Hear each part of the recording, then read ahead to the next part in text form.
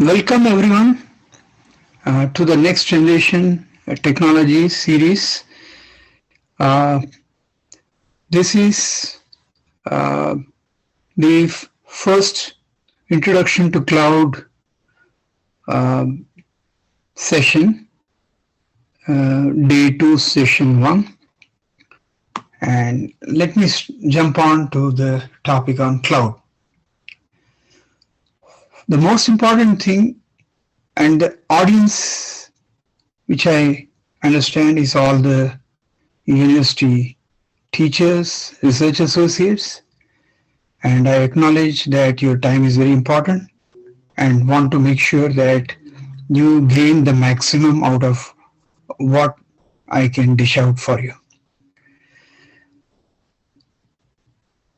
Two things to remember. One is we are talking introduction to cloud. So my assumption is you do have some basics, but nevertheless, I will go through some of them and make sure that even those with minimum knowledge of cloud should be able to onboard to this cloud computing, as well to the intermediate folks who wish to learn more. Plus, I will provide you all the references needed. Having gone through for a decade, working on different clouds, especially the open source clouds, you should be able to get from me in the question answer session at the end all the necessary things you are unable to follow. So let's start with what is cloud computing. So the agenda here, we'll start with what is cloud computing, go into the way how reliable remote resources of digital working requires the cloud, and that how is it perceived as unlimited resource for digital work. Then the concept of virtualization, containerization, followed by the types of clouds and the components of the cloud, how it is perceived as in layers.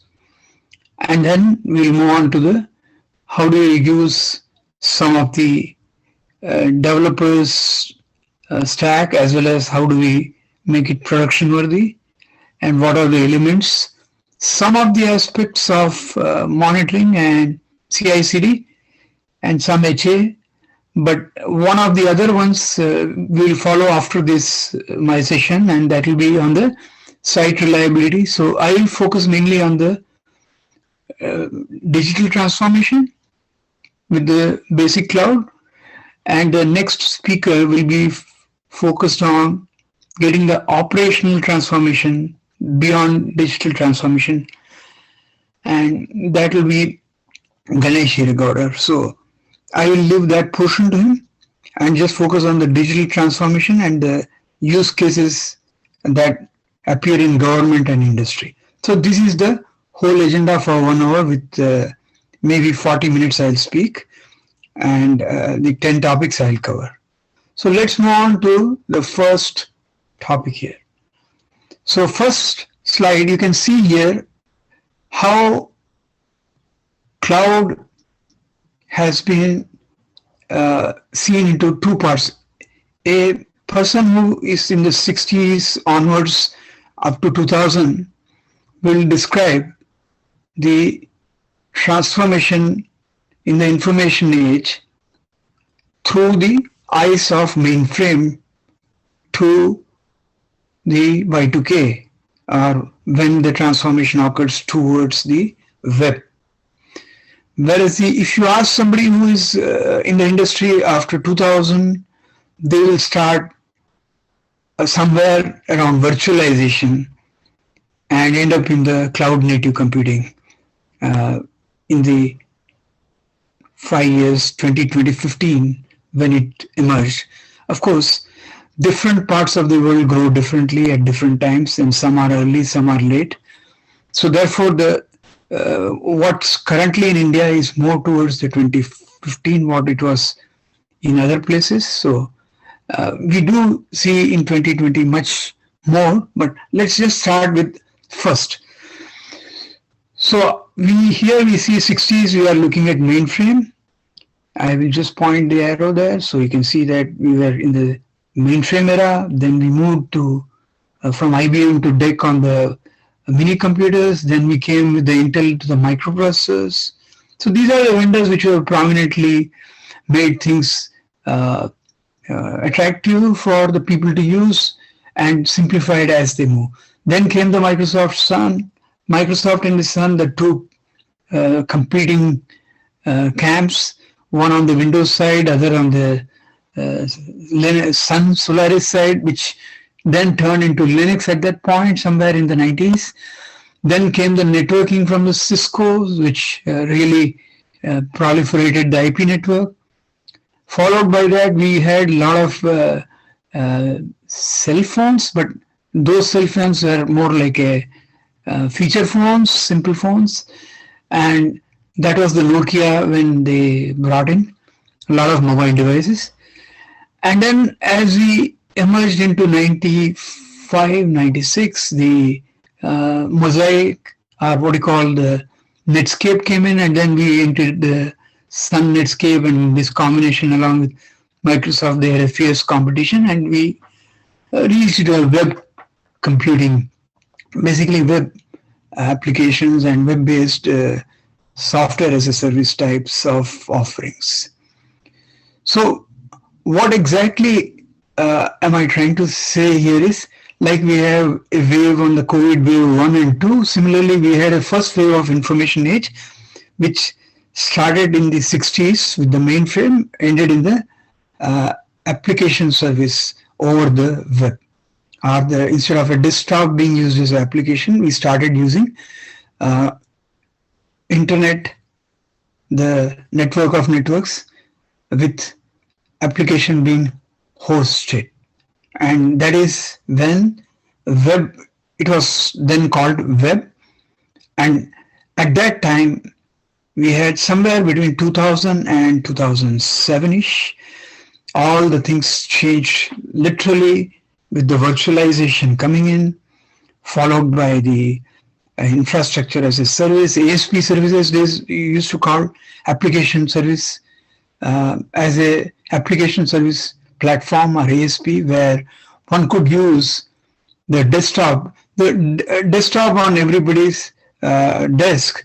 That was the Bill Gates, Microsoft's vision, and which actually matured around 2000-ish. And so I used to call them Teleper Himalaya, if you know what it means. That is, you can bring the whole Himalayas onto your cart. And that was then when we used to call desktop, enterprise on desktop. So your enterprise, whatever you use do work, you can do it on your desktop. But that has moved to enterprise being now in the cloud. And what is cloud? Definition of cloud is very simple, that any resource that you want to access, the resource, when we say, we mean the infrastructure resource, which is compute resource. So you have a calculator, you have a mobile phone these days, you do have a desktop, or used to have something called desktop, and some of the people have what you call some tablets.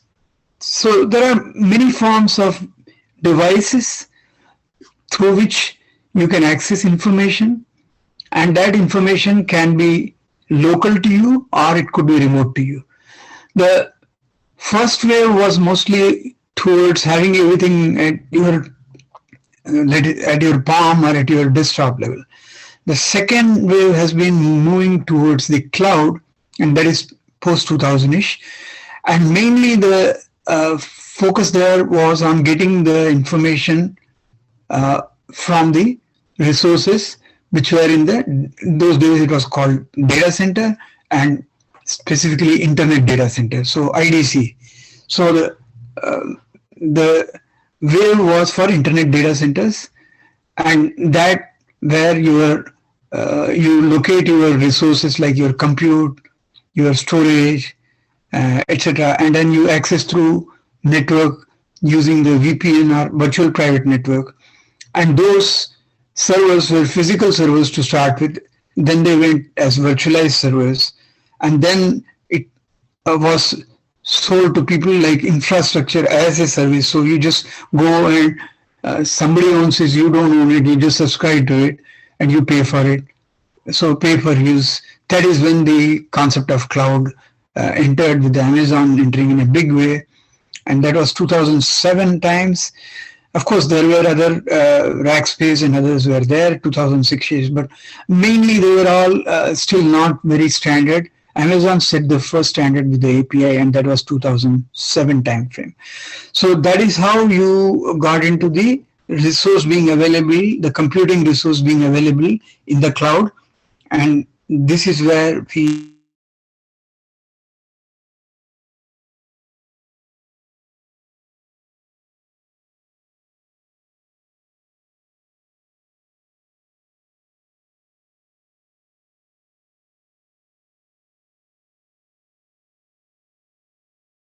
running with whatever. There was another cloud stack at that time. There are other stacks, but mainly the OpenStack emerged in 2010, and then between 10 and 11, then there was a Cloud Foundry, which was again a VMware virtualization folks got, and along with the IBM, it was more Java based, and this was Python based. And then you got into something called containerization in 2013, and on to the 15 when you got the Cloud Native Foundation being formed based on the Kubernetes, which is the orchestrator for the containers. So let me go to the next slide. I have given you the references here at the top. You can see one, Kumar Swamy, I remember, who introduced me, Subra, in Valley here. He has authored a book in 2008, and that was about the cloud security. Even those days, the terms were very, very new at that time.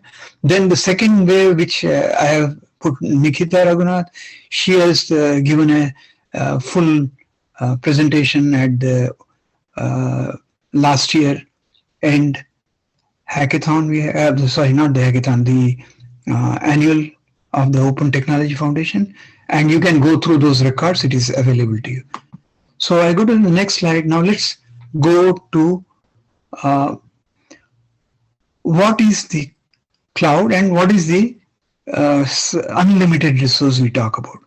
So if you look at, there was data processing even during the mainframe days. They used to call it executive data processing, EDP, and data processing and data entry and all. Those were in the 60s, 70s, 80s.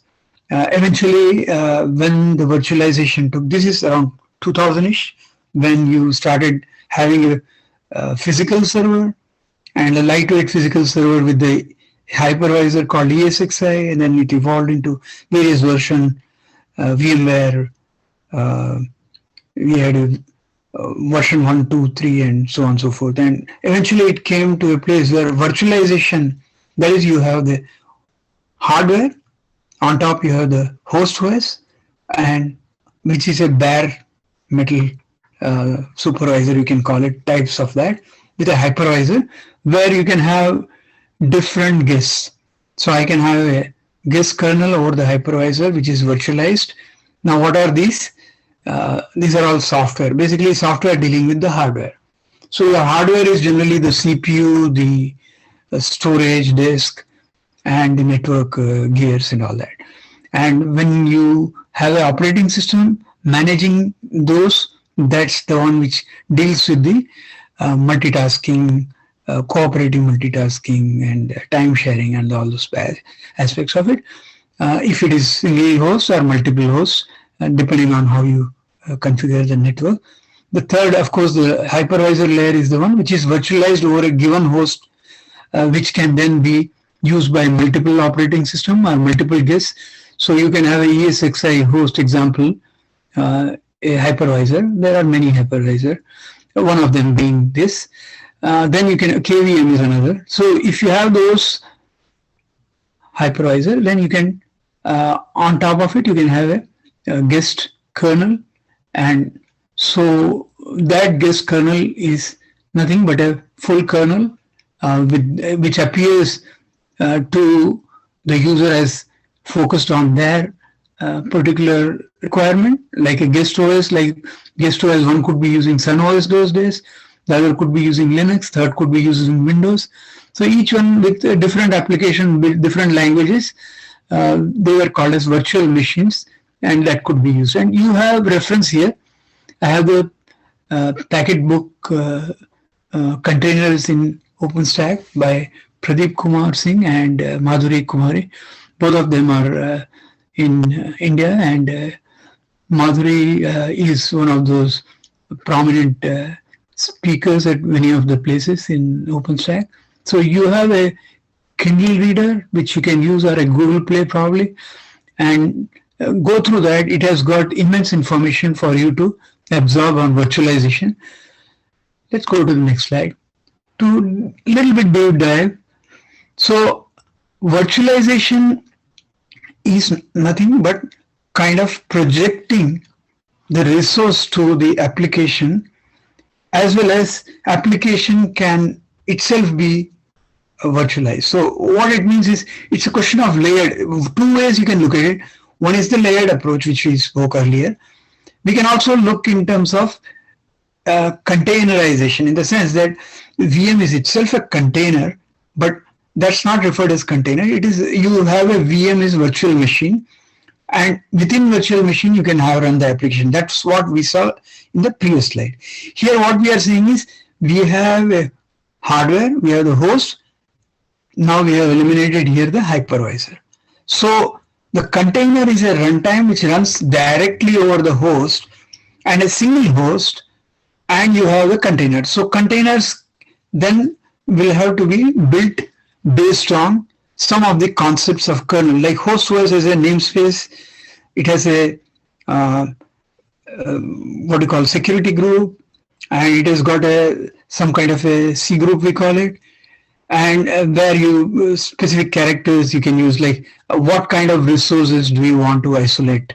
So C group is for isolation by CPU, memory, network IO, disk IO, whereas namespace is, as you can see, for the network, file, process, and IPC. So IPC is inter-process communication. So at a host, at a OS level, you have processes. And so when you have processes and the file handles, that is the inode and whatever we call it, those are used as mechanisms to address the files. So you have a file handle, etc. Inter-process communication. So essentially, if you go into deep dive into that in the Linux container, a domain, LXD like domain, like you see on the right side, is the one where you are able to either using the libraries which are there for container, libx, you can see container library, or you can also use Docker, which is the most popular one amongst. And so basically you have at the command line, you can create a namespace with the C group and security and create an image and boot the image, and that gives you the container. And within the container, then you can run the application, or you can even include the images within the container while booting, and automatically start during startup, etc. So mainly we have to see that container is a different footprint than VM. VM generally can be used for multiple applications, and container is preferred that you run one application per container. It is much lightweight compared to VM. So the concept of VM and container is important. So I would say look at the references, and there are of course different OS operating system. The open source operating system we would suggest will be obviously a Debian flavor or a RPM flavor. So Debian flavor is usually Ubuntu, and it uses AppArmor as the security mechanism based on applications. That is the application access read write execute level. Whereas RPM is the Red Hat package manager. RPMs are again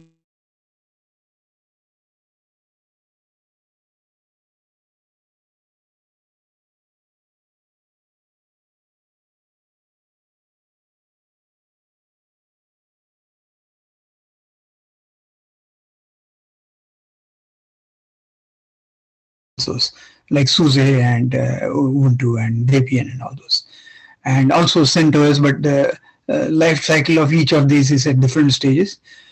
Just I would recommend here that you can look at the references, at least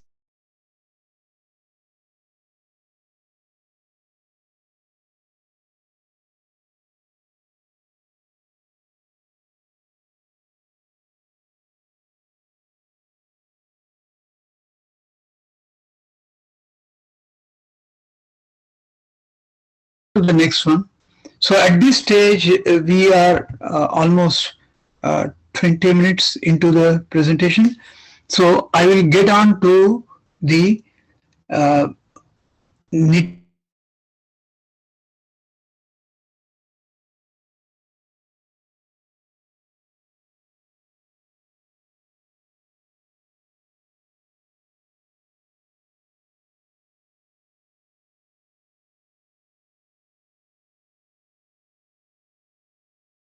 mobile phone or whatnot, so the tablets and all. Now these cloud, you can have a data center in your garage, which is what a lot of people in Silicon Valley do. And or if you are not sufficiently able to get resources, you can directly use it from the, which is what the idea is of the cloud, to have some managed data centers and co-locate. Either you take some servers if you are an enterprise. If you are an individual, you just take one VM or one container and then log on to it. So if you do that, then the question is, where is, how, what type of cloud is it? So there are classification as private cloud. So for private cloud, most of the people tend to use OpenStack. If it is commercial, they use either the VMware or Red Hat or some of those distributions. Now, the OS also has a distribution. Even the cloud operating system or cloud service have their distributions. So if I say OpenStack distro, it means you are looking at the private cloud distribution. If I say just a host with an operating system like a Ubuntu, then you are trying to get just a data center with access to the public cloud. So you can have a public cloud and private cloud, or a hybrid cloud combination thereof, or you can have a community cloud, which is the government clouds example, or a university cloud. So as a university professionals, I think you will be more focused on the community cloud. However, because you cannot build everything on your own at your own expense, you may want to subscribe and get. So you may use public or private cloud or hybrid cloud, as may be the case. So what's the characteristics of cloud and how is it distributed? So clouds generally are categorized as they can be, you can get the resources on demand. They can be elastic. That means you can scale up and down, having one server, two server, no server, or you can have containers or VMs. So that is the compute part of it. Then you can also get storage. You can get a storage for what you call 10 gigabyte or maybe 100 gigabyte, and depending on what kind of storage you want, what kinds of catalogs you want to maintain. Then other thing is multiple universities can be using the same, or within a university there can be multiple departments they can be using, and within the multiple department you may have a user, a research user.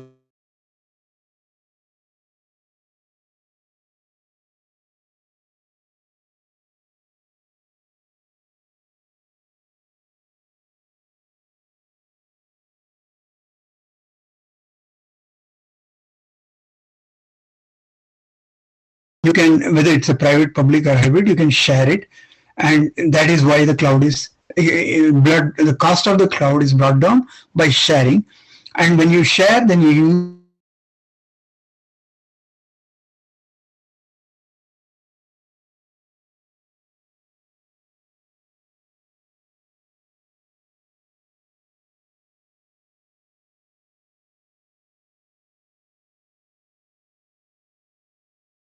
thousands of students participating simultaneously on a single session, then you should be able to stream. So there is a multiple stream requirement. So the size, capacity, all that can be on demand, and you can subscribe, you can pay per use. So those are the main concept of cloud. If those are satisfied, that's what matters. And that you can go back to Subra, whose first reference I gave earlier on the security, cloud security. He has a fantastic presentation there. And as well, you can see on the other references we have here, like you have the OpenStack reference here. So this, whatever we see, what it tells us is that we have private cloud, which is generally used for the enterprises or campuses or example hospitals for the healthcare, and so any department. So private, if you don't want to share anything to outsiders, you want to keep data protection with privacy, etc. So usually if you have finance and all, you tend to keep it private. But then it's a question of cost. So if you want to reduce the cost, sometimes also question of how much time does it take you to get an OpenStack running with all the hardware ordered, and if it is going to take months and months, you can't wait for 3 months and 6 months before you get and then start working. You can as well start on the public. So that means time to do your work, you can develop in public and then transfer it to private. So essentially what it means is it is all the characteristics that define. Shared infrastructure, multi-tenant is easy. It is multi-site, so you can get from anywhere. So if you are collaborating with people from Delhi, with people from Chennai, then you may want to take a public cloud to start with. And then after all, once your data center is ready and you are able to share and set everything, which may take 6 months, then you can move back from public to private. And that is where part of it, which is not mission critical, you can leave it in public. Then you can bring those which are critical, mission critical into private. Or it could be the other way around. Mission critical may mean that it has to be available all the time, and the private one is not 4 nines or 5 nines availability which you need. Then you may, it's all context based. Depending on the usage context, it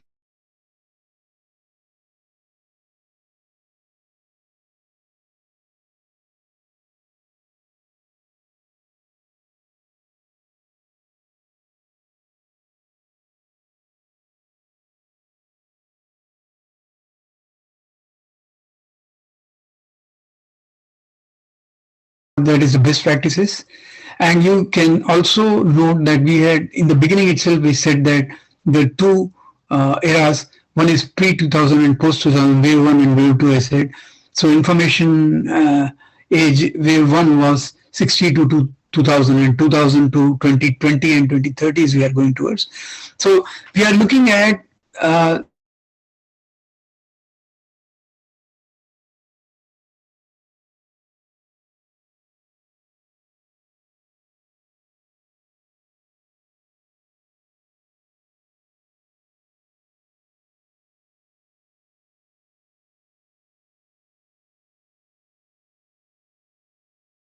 you can say that if I have one bare metal, I can have 10 virtual machine, I can have 100 containers. So something out of the order of, it may be less a little bit, but at least to the extent 110, 100. So if I have a data center with 1,000 servers, then you can say I can have 10,000 VMs and approximately 100,000 containers. So it depends on how much you use in your universities. You have to plan the capacity, and accordingly you can use the resource, whether it should be budgeted on the buy versus lease option, which you always have to go through. And then at the top you can see there are various OpenStack SDKs there, which is usable for using the modules that are there.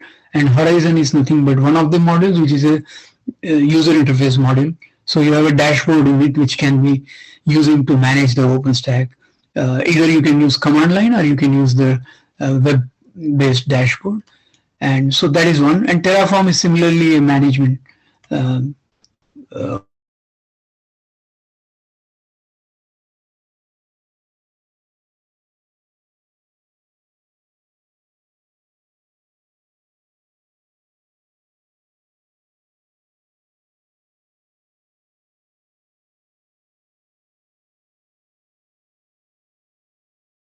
scripts to be able to manage OpenStack, or you can use some specific Google Cloud, or it could be any. So there are no restrictions these days, especially all scripts are available.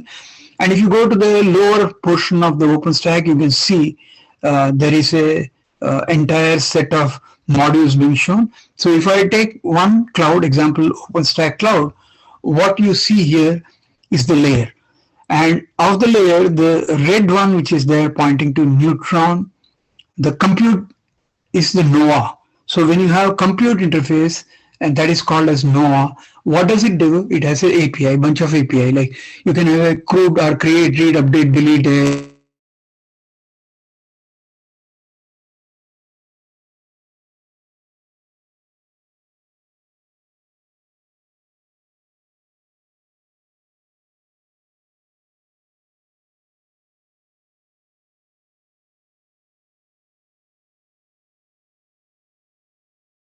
conceived that at that time it used to be called API. These days you can call it as microservices because it focuses on one object. Example, Nova focuses on compute, Neutron focuses on network, then Octavia is a load balancer. When you get a lot of sessions, you need to allow balancing of the workload which people use over the compute as well as over the network.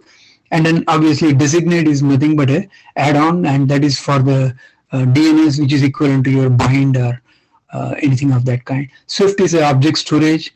So you always need some object storage in a cloud so that you don't use the local file system, you use the file storage, which is, or you can use file storage also, like Manila. And then you have Cinder, which is for the block storage. And then you have Ionic, which is for the bare metal provisioning and all that. And you got Cyborg, which is mainly for the GPU and what do you call the accelerators and all those which are upcoming. And at the top, you can see the dashboard. You can have a Horizon or a EC2 API because the OpenStack always started with the EC2 API. Now, how many versions there are? A2, it has come to X, Xena version. So you can see how many versions are there. Most of the people are on the train version, T, and they are moving towards what you call either the UVW maybe, and maybe V Victoria. So it depends on each one has a name, and then the releases are there. The release portion is all shown in the link. We'll go into that. So what we see is you've got all kinds of services. The bottom one is very important, global services. Keystone, that's the one which deals with the identity management. So if you have to do multi-tenancy and all that, you need to focus on Keystone. The endpoints that are available to you, endpoints are nothing but a URL, which is www.something.something, which is the web URL, and then you can connect from there. So that is important. So all of these modules which are there, they do have what you call web-based access. And on the other side, on the operations tooling, I leave it to Ganesh, who will be handling that.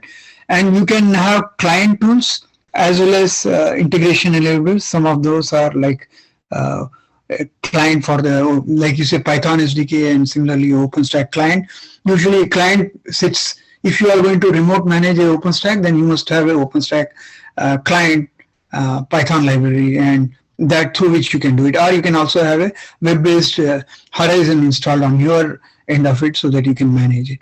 So administrators have to deal with all the role-based access and all, which is part of the Keystone. And the one more important most thing is Glance, which is image creation. So if you want to do any image creation of a VM, and then you have to use the Glance, at least for the OpenStack part of it. And you can have other Barbican is security, and placement depends on where you want to place your workload, etc. So we have covered OpenStack in a broad sense, but you have to deep dive into it based on the timings I have to move on. So I will show now the next the portion we assume that cloud you will be able to read, and it has the links are here provided for you to see what are the releases available to you, and you can also go to the marketplace for the distributions that are available commercially, and also look at the Ansible portion of it, because that's the one which is more mature from point of view of automation and management.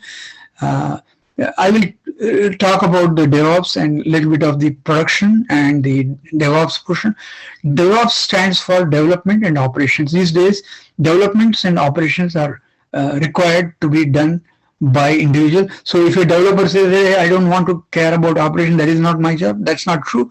You need to know how to deploy your at least you have to walk through. If you are only an application developer, that is different. But if you are you need to build your own images for distribution, then you need to know this.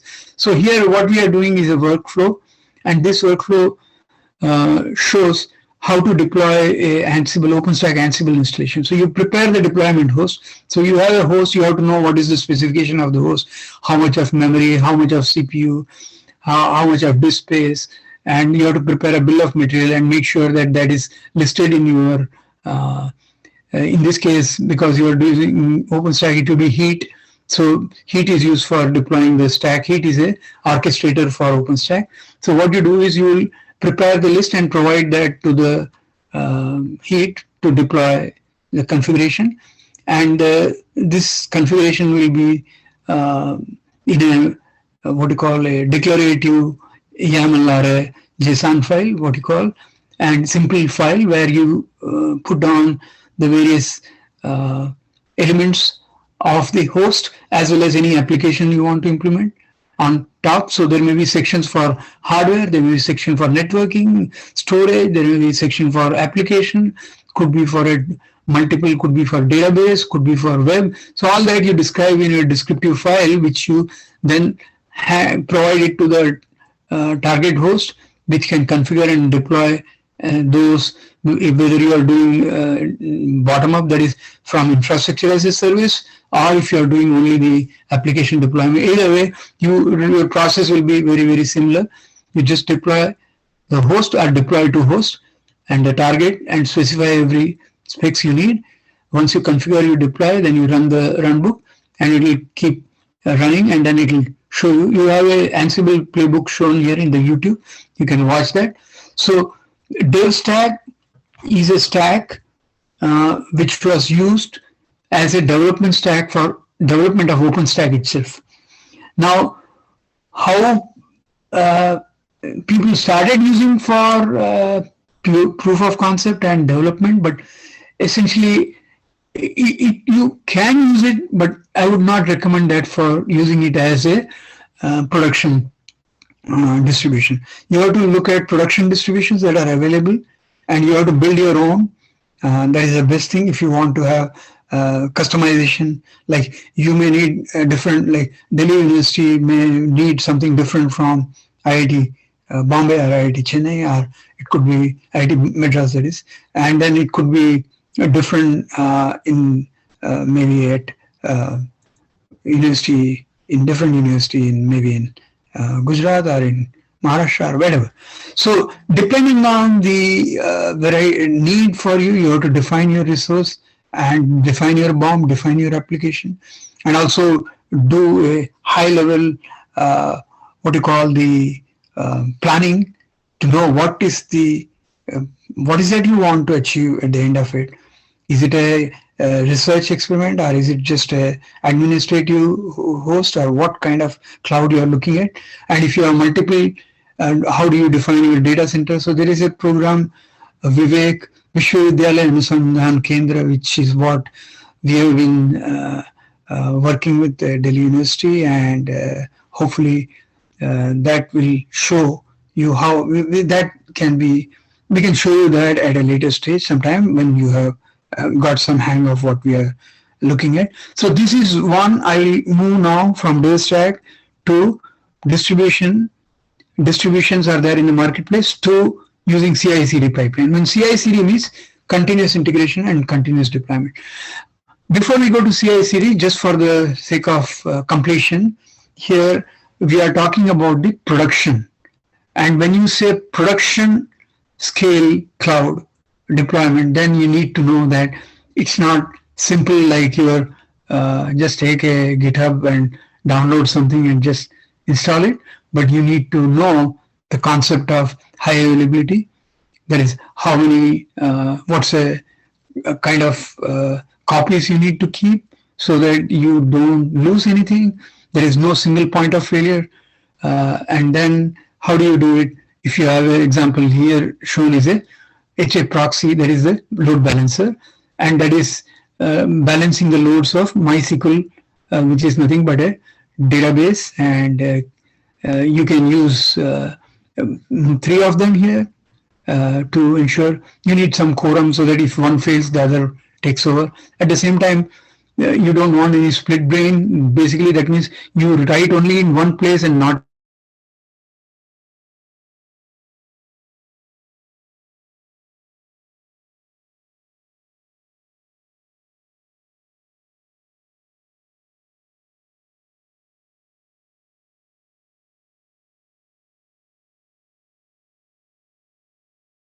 possibly, but essentially, hopefully, you have you cannot add any tenants or any application. You can run what is existing. So there is a whole process here. This one shows with the keystone and the glance being run. So this is also, there are 2 parts to it. One, either you do active-active or active-passive. This is showing active-passive. So basically it means that keystone and glance are stopped in the controller one. And the concept of also, you have to have 4 planes as usual. Control plane for controlling, management plane for managing the infrastructure, as well as managing the whole dashboard, etc.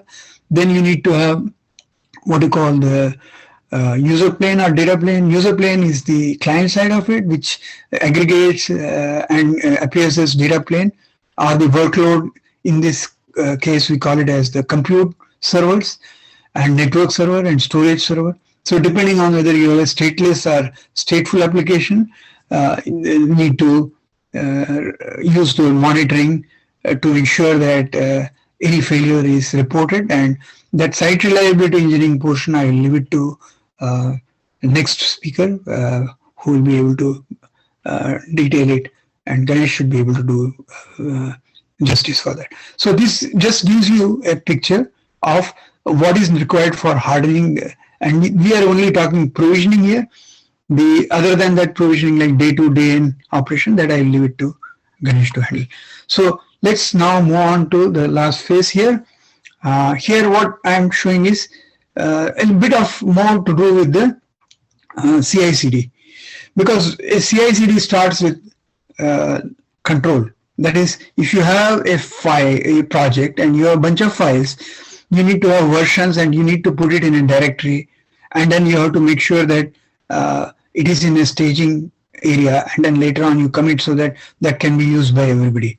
So this Git or JIT, whatever you call, was the Linux operating system ran into issue in 2003 when Linux Trevor found that the bit, the version control he was using was becoming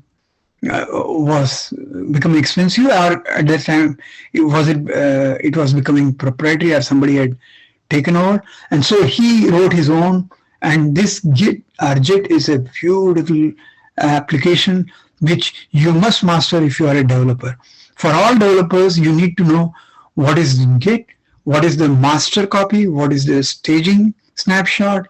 And example here, you have seen the red master copy there, and the previous branches are nothing but you have first you begin, then you do patch, then you move from left to the right, and then your master at a given state can add more branches, like CSS and crazy branches are being added here. Crazy was pulled from the one before the master. So wherever you have got versioning, you may have 1, 2, 3, 4th box there where the crazy is being pulled out, or new branch of crazy is pulling out of the 4th, whereas the master currently is at the CSS. So basically, important thing to remember is every version is maintained, and only difference is being added. So it is image basis, difference basis. And this is very important because how do you manage otherwise? You can't keep on loading every time a new folder with a new, and then who will manage it? So management is a nightmare if you have got volumes like Linux, where you have got millions of lines. What are you going to do? So same way your project will start small, but it will grow. So always use Git.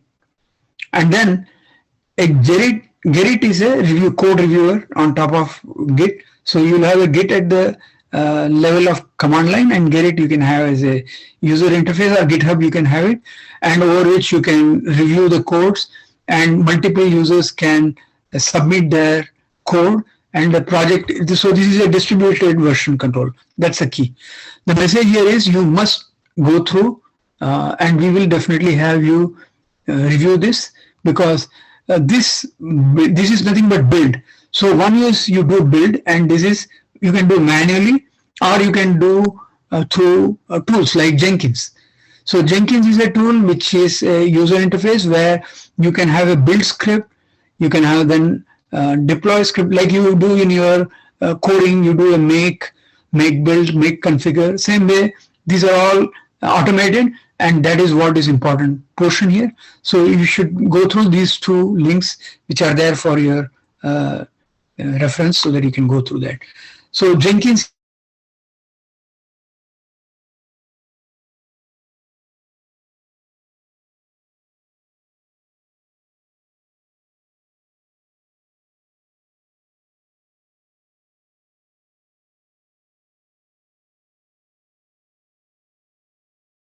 So you have a declarative pipeline which shows that a Docker image is being pulled in and it is being built, and then you are executing it. And same way, Zool is another one. So Jenkins is the one which was 2010-11, and it came in and it became popular. And then over a period of time, many more came. Even Jenkins itself has many new versions. But one of them which was adopted by OpenStack was Zool. And Zool has certain advantage, and here you can see the on the right side how you can manage different projects. Either it manages independent or dependent. What is the dependency? What are the serial deployment? Either you do parallel deployment, and so basically it's a number of jobs being fired together, and one by one, or in one depends on the other, and plus what is required. So Zool is nothing but a project gating, and German is the server which they call as the one which manages that, and Zookeeper is the nothing but it is able to protect failures from one to another. The scheduler is the one. So node pool is the bunch of nodes are available to you from which the scheduler will pick up and schedule the job on that particular host, and accordingly the job will be executed, and that will be patches will be reviewed by Gerrit through the GitHub, and then you can see that what is the merge. So you have to merge the patches using Git and all that. So you must know what is patching, you must know what is merging, and what is master, and how do you manage the master, and how do you manage the version control and all that. So these are important portion. We are another 10 minutes away from our closure, so I will just give you a final thought on the what should we expect from you. So as a university educators, we expect you to go through all the material that is provided to you here in the references, and a use case for India example. So example, here we have MITI, Ministry of Electronics and so IT. And so what we have here is a proposal here for CSPs in implement, they call it, which is like they want to onboard new CSPs, or they want to onboard the new services of the CSPs. So what type of cloud the government of India is interested in? It's a public or private. So what I'm trying to say is, as an educator, you can review the document which is there provided to you for the CSP application implement of the CSPs, and answer the question. So this is like a a case study for you. You can go through, find out what types of cloud government is public or private, what are the 6 domains that they are interested, whether it's a uh, compute or whatever. So look at it and find out what the answers are. And can a startup apply for this opportunity? Yes or no? Figure out what is the level of finances required to do that, etc. Then you can find the what are the data center offering. Is it capital intensive? Is it operational intensive? So what is the expected gross revenue for 2 years, etc. And so on and so forth. So there are a bunch of sections there. You can go through it. And what is the meaning of SLA? So it's nothing but service level agreement, but you have to explain what does it mean. So that's what we expect you to go through. And what is different between managed services and do it yourself? So what do you get from the cloud service provider? And what may be the reasons for lack of data centers in secondary cities, rural locations like in India? Why is it? And then why is there more that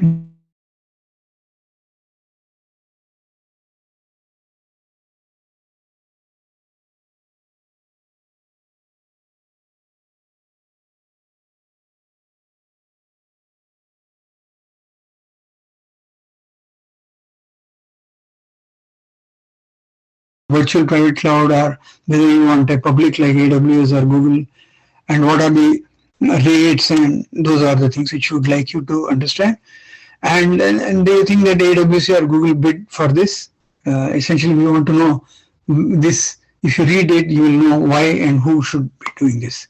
And to end, this is my last, hopefully, the slide to tell you that digital transformation has taken off around 2016, and that is when the government actually started using the IT. The e-governance was there in 2003, 2004 at the state level and all the, but at the national level, once the Aadhaar got established, it became easier. And then really utilization of Aadhaar to the maximum by this current government has really led to the usage of cloud in the Ministry of Education, Ministry of Health, Ministry. All the ministries are now currently using the effort, and to 20.